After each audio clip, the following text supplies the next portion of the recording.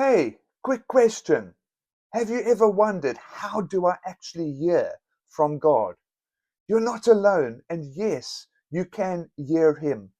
God speaks in different ways, through His Word, through peace, through people, even through silence.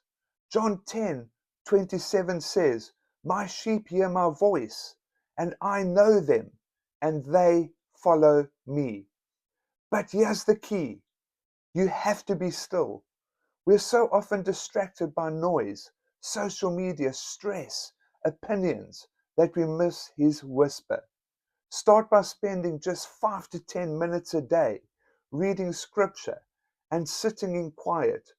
Ask, Lord, what do you want to show me? And then listen.